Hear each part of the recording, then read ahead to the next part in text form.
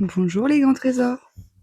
Ça faisait un petit moment qu'on s'était pas retrouvés sur YouTube, parce qu'il s'est passé plein de choses dans ma vie qui m'ont demandé d'être présente plutôt dans l'intérieur et puis dans la matière aussi, mais fait que j'ai pas eu l'espace vraiment pour venir de façon stable et posée vers vous, vous partager certaines choses que je trouve qui appartiennent à l'universel. Et du coup, tout le but de ces partages, je le rappelle, c'est que même si je me sers de mon expérience à moi, c'est de mettre en perspective, d'exemplariser des lois universelles qui nous concernent tous. Et alors, j'ai plein de trucs à vous partager. Je vais essayer de rester focus sur la direction que j'aimerais emprunter. Après, je pense que vous avez capté que ça va assez vite en arborescence et après je fais des ponts, mais c'est vrai que je peux avoir tendance à aller vite. Donc là, je vais faire attention. Revenir à quelque chose de détendu. Je sais pas si vous avez suivi, il y a quelque temps, j'ai publié sur mes réseaux une annonce comme quoi j'étais prête à co-créer, que je cherchais des âmes avec qui on crée des espaces de rencontres intérieures, que ce soit à travers le breathwork, le yoga, l'art-thérapie, quelque chose où on va toucher une dimension plus profonde, une dimension que j'appelle l'être originel, qui n'est pas assujetti aux blessures, assujetti aux projections, assujetti aux peurs, parce que l'être originel est issu d'une source dans laquelle il y a une complétude absolue, et qu'alors il n'y a pas de problème à s'expérimenter d'une certaine façon plutôt que d'une autre. Et en fait, j'ai une personne qui est venue vers moi et qui m'a dit, moi je serais intéressée, par contre, ça doit pas être le moment parce que j'ai peur. J'ai des appréhensions, je suis pas prête. En fait, la vérité, c'est que tu ne seras jamais prête au même titre que tu es toujours prête, prêt. C'est cette croyance de je ne suis pas prêt, il faudrait que je sois plus comme ci ou comme cela. C'est juste un mécanisme de défense de fuir la réalité du présent qui confronterait les peurs et d'aller planter une graine dans un terreau hypothétique qui n'est pas encore présent. Et du coup, c'est là où on perd complètement sa responsabilité, on s'en remet complètement à quelque chose d'extérieur à soi et on ne devient pas l'acteur de sa vie. L'acteur, le créateur, le dessinateur, l'alchimiste de tout ce qui se goûte à travers nous. Non mais demain je ferai ça. Oui, non mais je verrai 2026, les énergies sont plus promptes pour m'aligner, donc je verrai en 2026. Mais en fait, qu'est-ce qui t'empêche de ramener 2026 ici et maintenant dans ta vibration et de faire face aux peurs qui sont présentes et qui, pour se dissoudre, ont juste besoin de ta respiration, de ta présence et de ta détente. Il y a besoin vraiment de réapprendre à se ressentir, réapprendre à apaiser son système nerveux qui n'est autre que l'antenne qui nous permet d'être au monde. Donc si ton antenne elle est toute tordue, toute foireuse, tu vas mal interagir avec l'environnement parce que tu vas agir avec l'environnement qui n'est autre que la prolongation de soi. On parle d'environnement pour parler de l'extérieur, mais en fait, il n'y a pas vraiment d'environnement. Il n'y a pas de plein, il n'y a pas de vide. Alors oui, on a une forme arrêtée à travers un corps, mais sinon ça, on est bien plus grand que ce corps. Enfin, j'imagine que ça vous est déjà arrivé d'arriver dans une pièce et de pressentir qu'avec cette personne ça allait le faire et qu'avec cette autre ça n'allait pas le faire, ou que ce lieu il était chargé, ou que là au contraire ça s'ouvre. Il y a bien quelque chose qui atteste d'un principe plus grand que juste ces 5 sens. Et en fait, dès lors qu'on apprend à faire retour, à communier avec la sensation, aussi inconfortable puisse-t-elle être, et d'apprendre à détendre ce réceptacle qu'est notre corps à travers le système nerveux pour que les informations puissent traverser et qu'on puisse s'en saisir pour s'orienter. Donc non, tu ne seras jamais prête. Oui, tu as toujours été prête. Les inspirations profondes qu'on a, les rêves que l'on a, c'est qui nous sommes. C'est ce que nous sommes venus offrir au monde. C'est pas anodin. Il y en a pour qui ça va être voyager, il y en a pour qui ça va être de masser, il y en a pour qui ça va être de faire du pain, il y en a pour qui ça va être de construire des maisons, il y en a pour qui ça va être de garder des enfants, il y en a pour qui ça va être de promener les animaux. Qu'importe, quelque chose en soi d'unique qui, quand on s'y branche, on sait très bien que c'est ça.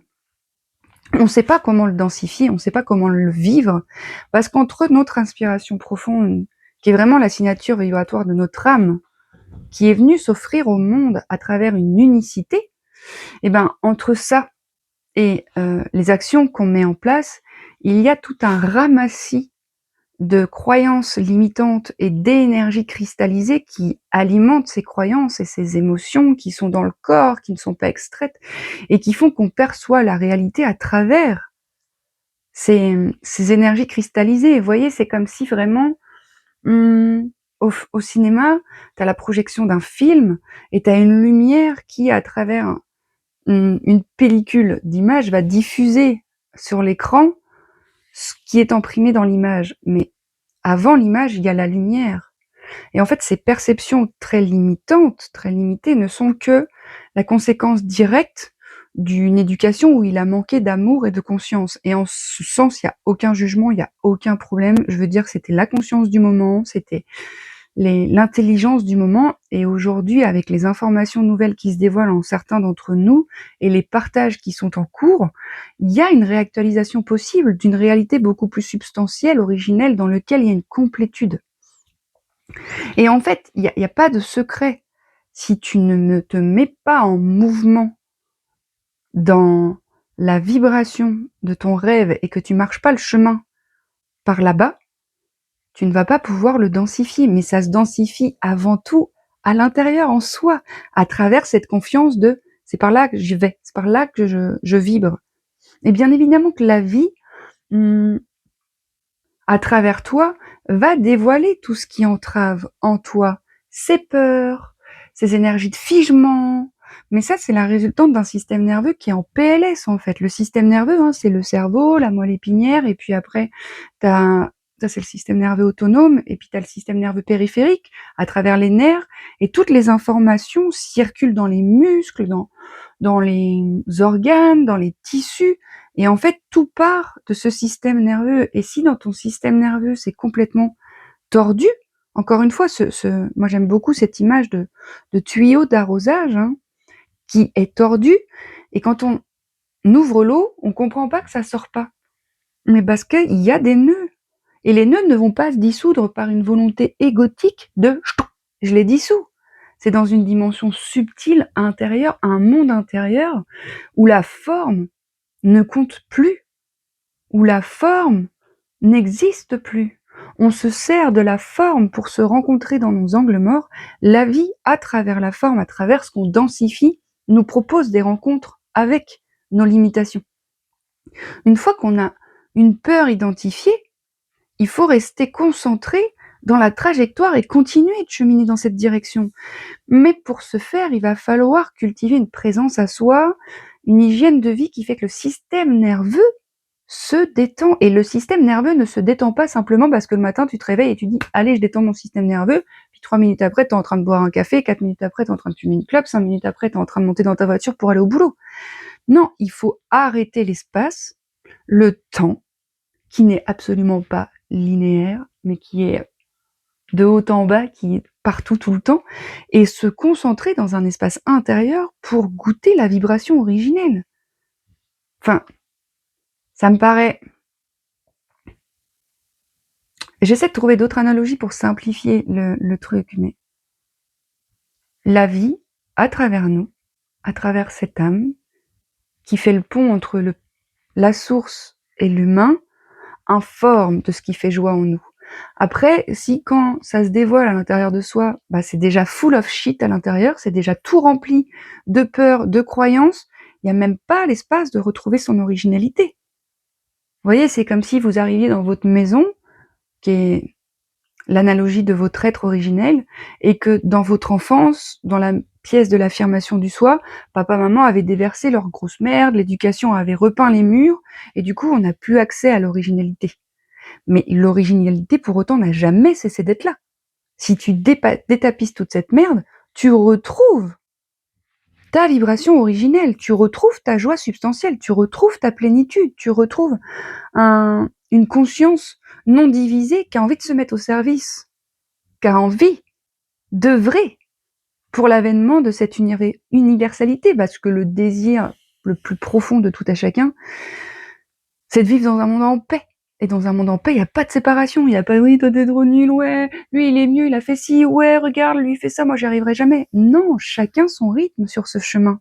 Mais n'en demeure pas moins qu'effectivement, si tu restes dans la mécanique du cerveau analytique et pas dans l'organique, pas dans le ressenti, et que tu t'enfermes dans une tour de connaissances qu'on appelle le sachant, avec des savoirs, mais pas des connaissances, parce que connaissance dans le sens noble du terme, c'est naître avec.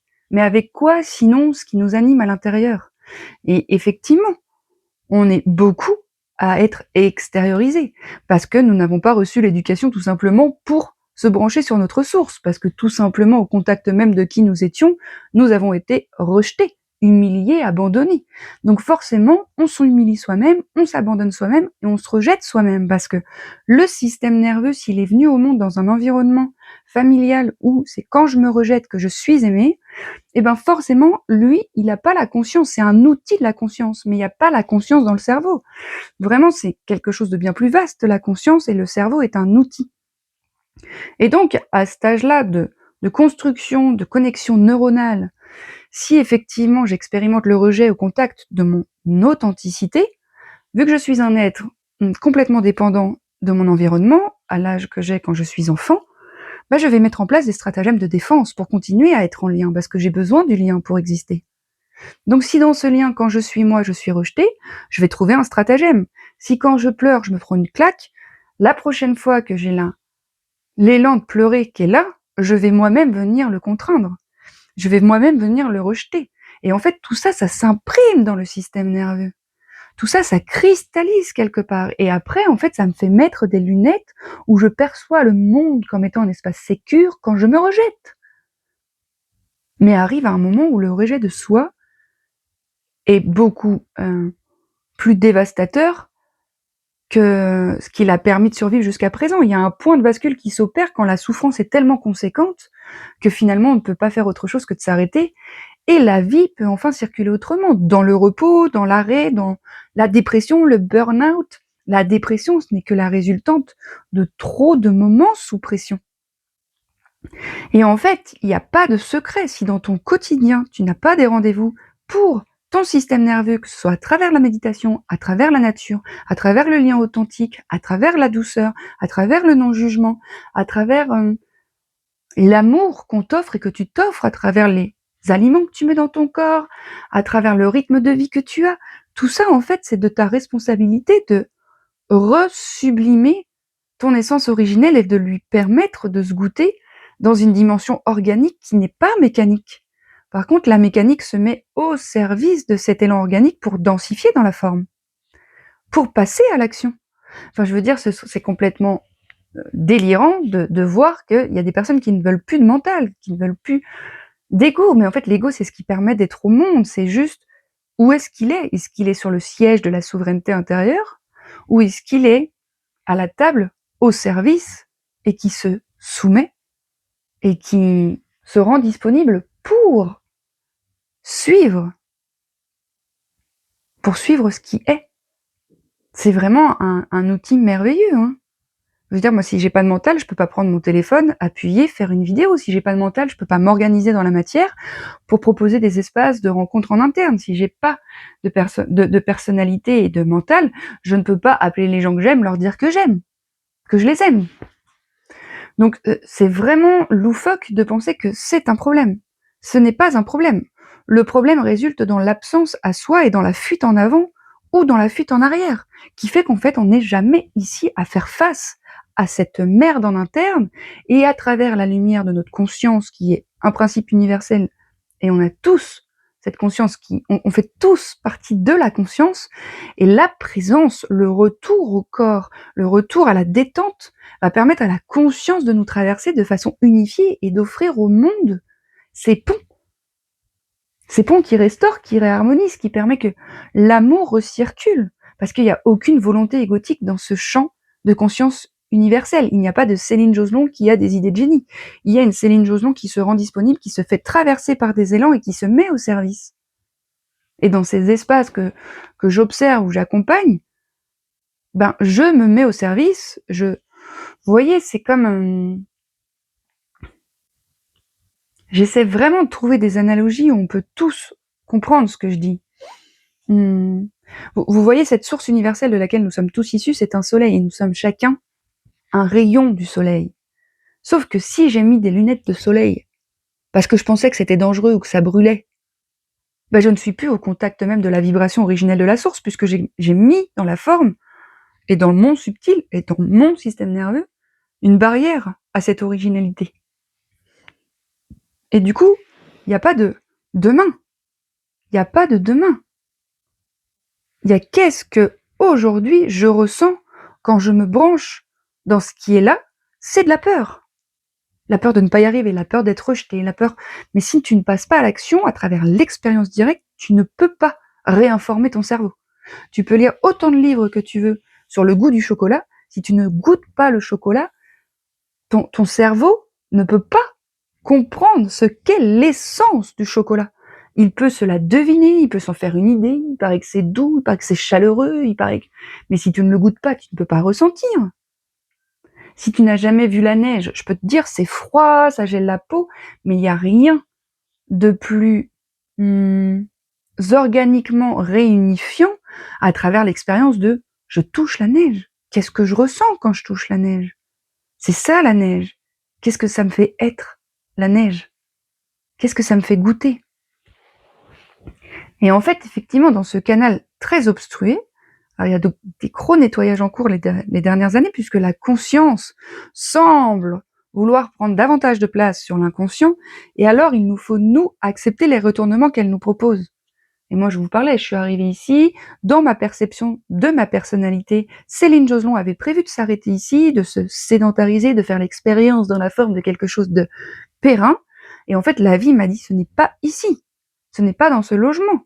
J'avais projeté un autre logement, il s'avère que ça ne résonnait plus, je l'ai lâché, j'ai posé ma date de départ ici, donc il y a un petit passage en camion qui s'opère, miraculeusement parlant, c'est aussi une période dans la date où j'ai des amis qui viennent, qui ont une maison. Bref, moi je suis en camion, je suis très bien en camion. Mais je veux dire par là que, après il y a des miracles qui s'opèrent quand on se rend disponible et qu'on arrête de s'accrocher à des choses qui ne nous vont pas. Et du coup, j'ai une proposition pour un autre logement que je ne suis pas allée chercher. Sinon, dans la rencontre et dans le lien.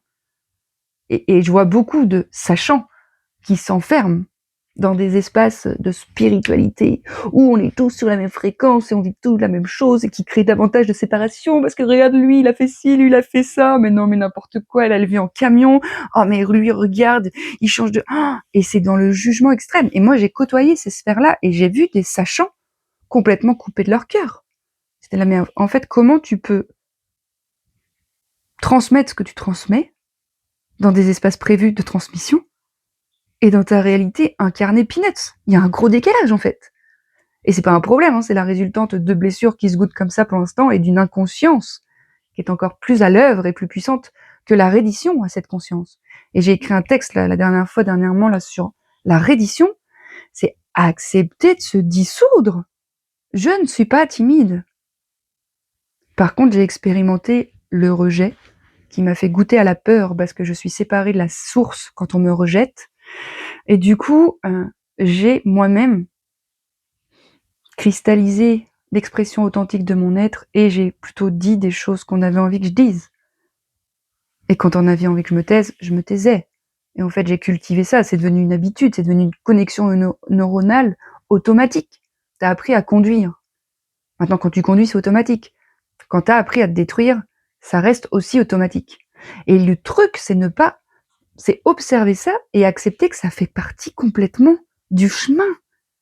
Il n'y a aucune erreur sur ce chemin. Il n'y a aucune erreur, sinon des opportunités de se rencontrer différemment dans des espaces que nous ne sommes pas pour réactualiser ce que nous sommes. Mais je veux dire, les grands maîtres en parlent depuis la nuit des temps. C'est dans le silence, c'est dans l'immobilité, c'est pas dans le brouhaha du monde. Alors bien sûr, après tu habites dans le monde, mais depuis cet espace intérieur, assis, sécure et stabilisé.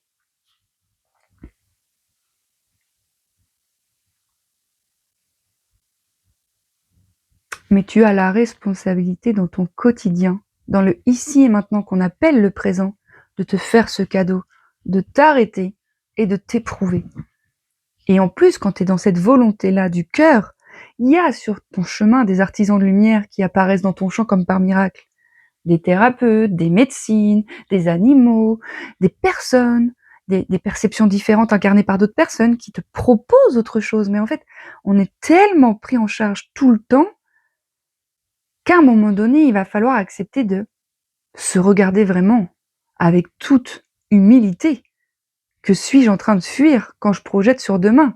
Que suis-je en train de fuir quand je me dis: «Mais moi, de toute façon, je mérite pas des relations. Regarde, dans mon passé, ça a toujours été ça. Moi, je vais rester célibataire toute ma vie». Mais c'est vraiment des histoires de merde qu'on se raconte, qui ne sont que la résultante d'une absence à soi et d'une cristallisation énergétique qui vibre dans un espace de peur et de séparation. Et du coup, on alimente cette histoire parce qu'on n'a pas appris à faire retour.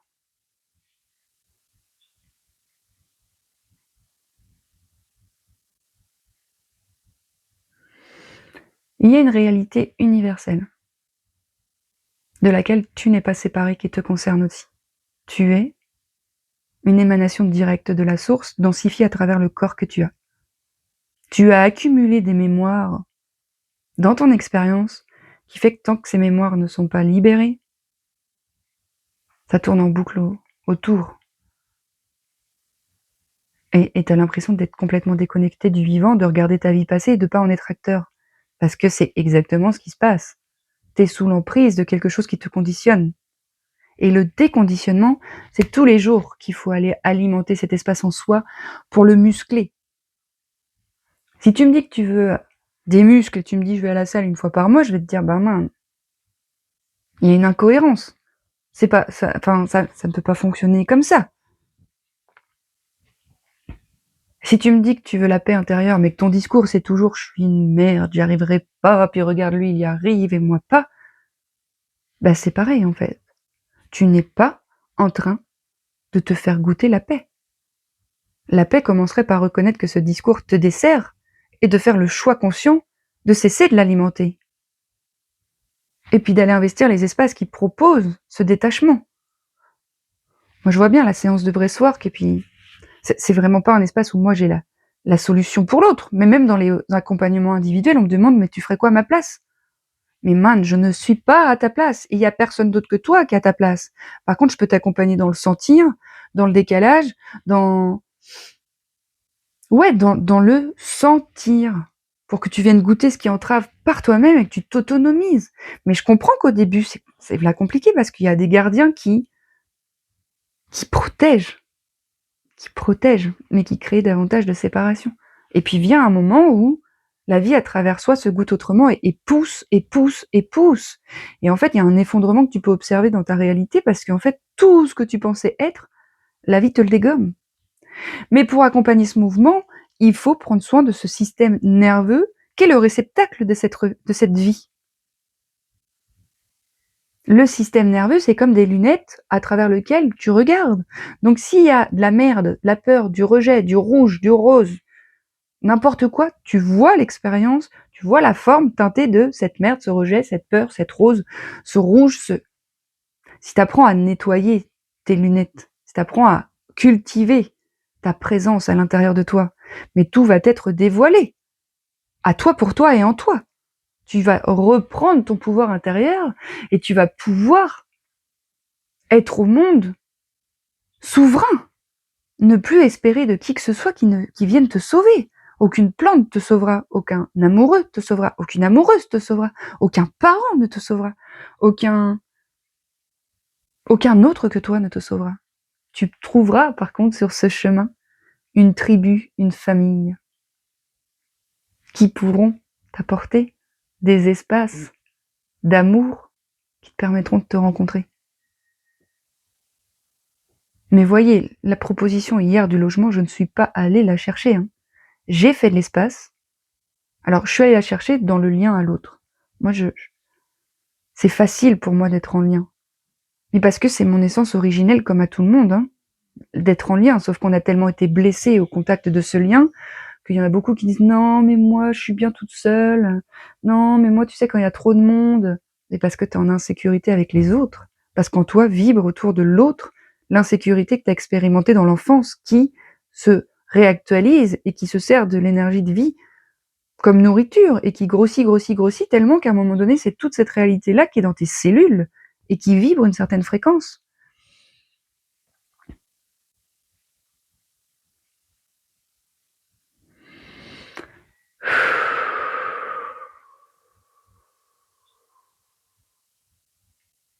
Comment décides-tu de t'orienter dans le monde? Comment t'y déplaces-tu? Est-ce que tu es en mode automatique? Ou est-ce que tu prends le temps de te sentir pour savoir si c'est juste la direction? Mais c'est la direction qui se dévoile en toi, et toi, tu y résistes ou tu t'y accordes. Et quand tu t'y accordes, tu as accès à ton abondance originelle. Enfin, moi, je veux dire, ce plan logement, cette rencontre avec cette femme avec qui je vais co-créer, enfin tout, c'est des miracles. Je n'ai rien à faire sinon me rendre disponible. Il y a 2 jours, il y avait une inauguration d'un lieu par chez nous. Je me suis pas posé la question si j'avais envie d'y aller. Le soir arrivant, ma propriétaire me dit: «Moi, j'y vais, est-ce que tu veux que je t'emmène?» Et quand je reçois le message, je sais qu'il faut que j'y aille. Je le sais. Ça s'ouvre. Je me demande même pas si j'ai envie ou pas envie. J'y vais, je réponds. Et en fait, j'ai fait une rencontre là-bas et on a eu un échange d'informations pendant 2 heures avec cette personne que j'avais rencontrée avant en Dordogne, qui fait que ça continue à tisser. Tout le temps, ça circule, ça s'offre. Et en fait, à travers les partages, quand tu es présent à ce que l'autre te dépose, mais tu peux sentir, substantiellement parlant, réellement dans ta cage thoracique, un principe christique vibrer et se rappeler à qui il est vraiment et te permettre de te dire: «Oh pétard, il y a une autre dimension en fait. Il y a autre chose que juste là, le contrôle, la peur, les flips. Il y a une réalité bien plus vaste» et j'imagine que tu l'as déjà expérimenté. Tu seras jamais prête, tu seras toujours prêt. Ça dépend vraiment comment, à chaque instant, tu choisis de répondre à ce qui te traverse. De choisir de comment tu réponds à tes besoins, à tes envies. Et en fait, ça s'appelle la connaissance de soi. Et plus tu avances sur le chemin, plus les expériences te proposent de te rencontrer et de te dire: ah bah ça, c'est pas moi. Ah bah ça, c'est un peu plus moi. Et de t'orienter dans le monde de façon plus alignée. Mais après, il n'y a aucun problème à expérimenter la contraction, hein. C'est pas un désalignement, la contraction, hein. C'est des énergies qui se demandent la sortie et que nous, on est tellement là-haut qu'on est en mode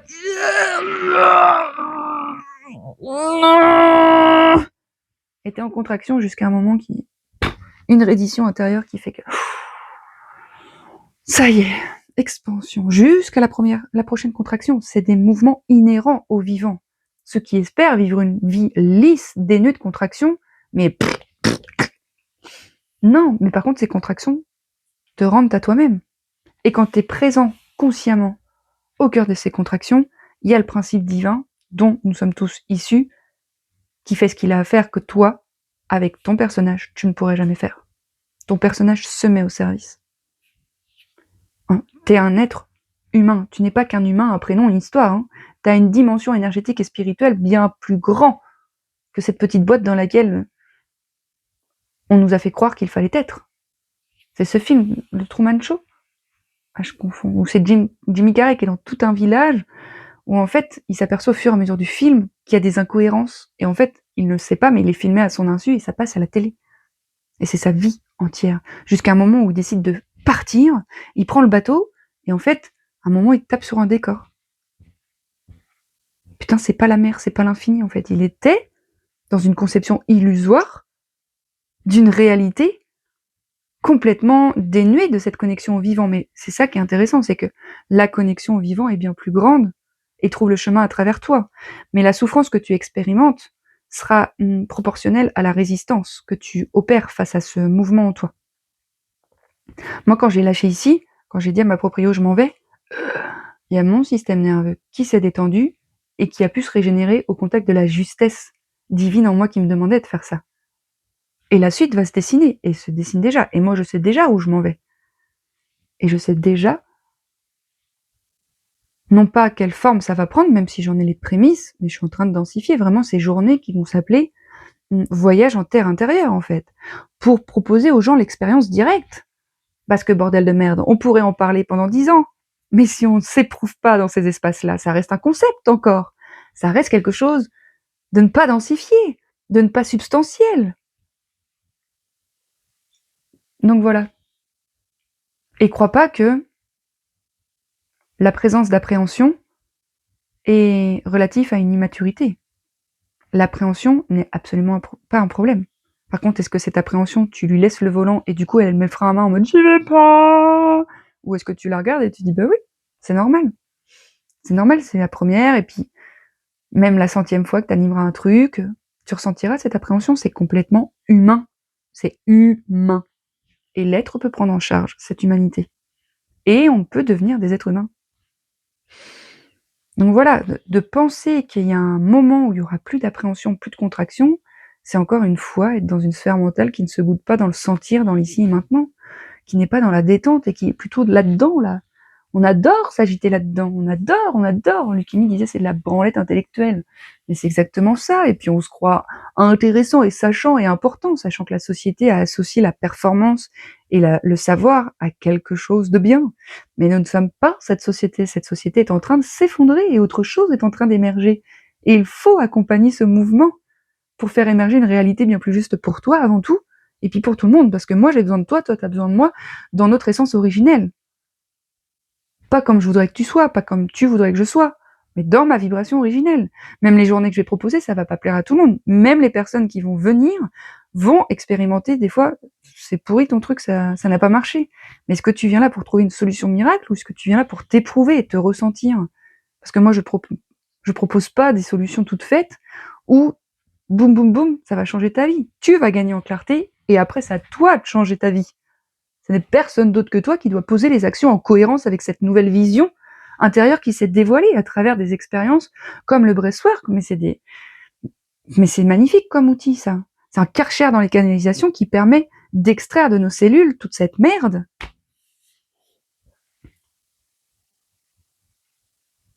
Donc voilà, les grands trésors, je vous souhaite de tout cœur de réaliser qu'en fait, il n'y a aucun problème et qu'il faut quand même reprendre sa responsabilité par rapport à voir si c'est cohérent. Je veux un pain au chocolat, je vais chez le coiffeur. Il n'y a pas une incohérence là? Oui, mais j'attends que mon copain m'emmène chez le boulanger. Mais man, en fait, la boulangerie, elle est là, pourquoi tu t'y déplaces pas? Ah, mais parce que quand j'avais 4 ans, j'étais dans une boulangerie, je me suis fait humilier. Ah, mais c'est bien pour ça que t'as envie d'aller dans une boulangerie. Inconsciemment, tu t'emmènes là-bas pour récupérer cette partie de toi qui t'attend depuis 30 ans, 40, 50, 60 ans.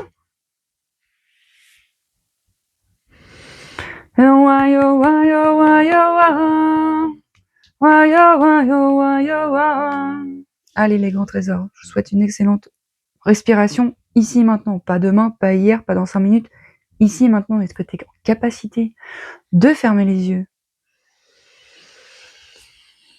de sentir ton ventre se gonfler, ta cage thoracique se soulever, de sentir tes épaules, tu peux leur dire détendez-vous. Parce qu'on est en contraction permanente, hein. C'est devenu une drogue pour le système nerveux, ce stress. Une façon d'être au monde où le stress est devenu normal. Mais que nini la moulinette, hein. En dessous, le stress, c'est quelque chose de bien plus juste, bien plus pur, bien plus aimant et bien plus magique. Voilà, grand trésor.